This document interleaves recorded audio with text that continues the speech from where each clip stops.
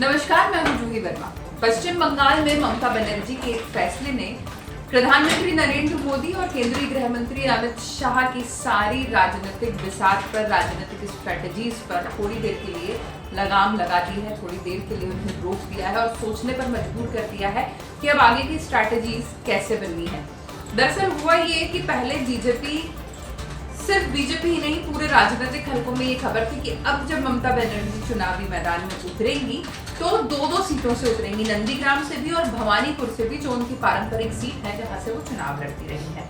पर पासा उल्टा पड़ गया। ममता बनर्जी ने सिर्फ नंदीग्राम सीट से ही अपना नाम फाइल किया है कि वो सिर्फ नंदीग्राम सीट से चुनाव लड़ेंगी, भवानीपुर सीट से वो चुनाव नहीं लड़ेंगी। इसके बाद ममता बनर्जी को घेरने की जितनी रणनीति बीजेपी बना रही थी वो सब उस वक्त के लिए तो धरी ही रह गई, क्योंकि अभी तक जो अंदर खानों की खबर है वो ये कहती है कि बीजेपी की तैयारी थी कि ममता बनर्जी को 2 अलग अलग सीटों पे उलझाया जाएगा और वो चुनावी प्लानिंग किस तरीके से आगे बढ़ेगी।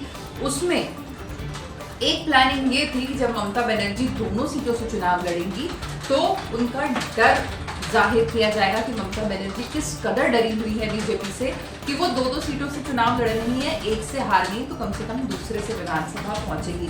पर ये सारी प्लानिंग ममता बनर्जी की वजह से, ममता बनर्जी के एक फैसले से थकी रह गई। कुछ राजनीतिक विश्लेषकों ने उसका पूरा आकलन किया है कि आखिर क्यों ममता बनर्जी ने ऐसा रिस्क लिया होगा कि वो सिर्फ नंदीग्राम से चुनाव लड़े और भवानीपुर से चुनाव ना लड़े। ये बीजेपी की जितनी बड़ी रणनीतियां हैं उनको मात देने के लिए बहुत बड़ी चाल है ममता बनर्जी की। जितनी बड़ी उन्होंने कदम उठाया है, जितना बड़ा एक चुनावी चाल चली है, उतना ही बड़ा उन्होंने रिस्क भी लिया है, क्योंकि नंदीग्राम पर बीजेपी का बहुत फोकस है। हमेशा जब भी बंगाल की राजनीति में बड़ा टर्नओवर आया है, बड़ा चेंज आया है, तो उसके मध्य में, उसके केंद्र में नंदीग्राम अक्सर कहीं ना कहीं रहा है। तो ऐसे में ममता बनर्जी का सिर्फ ऐसा फैसला लेना, खासकर जब शुवेंदु अधिकारी इस बात पर अटके हुए हैं कि वो ममता बनर्जी को हरा के ही मानेंगे, पूरी ताकत लगा देंगे, ऐसे में ममता बनर्जी की ये चुनावी चाल क्या कहती है। कुछ राजनीतिक विश्लेषकों ने उसका आकलन किया है, वो कुछ इस तरीके से है कि सबसे बड़ा मैसेज तो यही देने की कोशिश की है ममता बनर्जी ने कि वो पूरी तरीके से कॉन्फिडेंट हैं कि वो बीजेपी को हरा सकती है, इसीलिए उन्होंने एक ही जगह से अपना नाम आगे बढ़ाया है।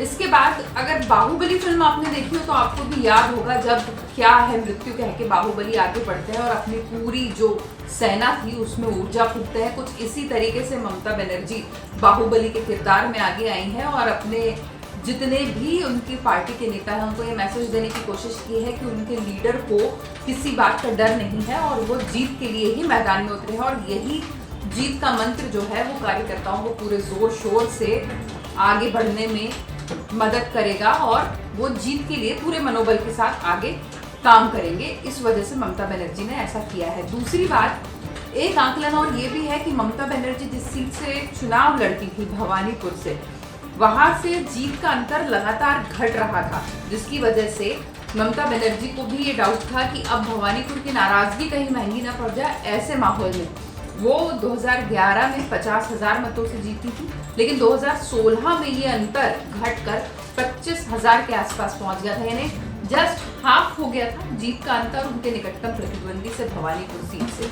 तो ममता बनर्जी खुद चाहती थी कि वो किसी ऐसी सीट से खड़ी हो जहां से उन्हें ज्यादा मतों से जीत मिल सके। भवानीपुर शायद उन्हें निराश करता या जीत का अंतर काफी छोटा हो जाता है। ऐसे में ममता बनर्जी ने उस सीट को पूरी तरीके से छोड़ दिया। अब उनका सारा फोकस नंदीग्राम पर है। अब दोनों के लिए कुछ भी हो सकता है ममता बनर्जी यहाँ बेहद कम अंतर से जीते, या हो सकता है वो हार भी जाए, जिसकी संभावनाएं बेहद कम है।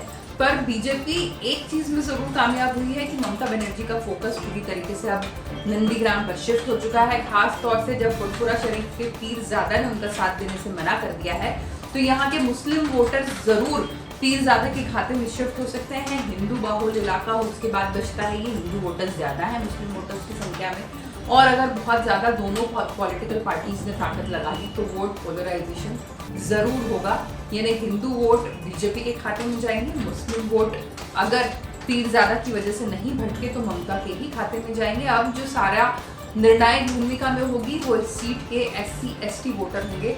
देखना ये है कि चुनाव का ये वाला ऊंट जो है वो ममता बनर्जी के फेवर में करवट बदलता है या फिर बीजेपी के फेवर में। नमस्कार।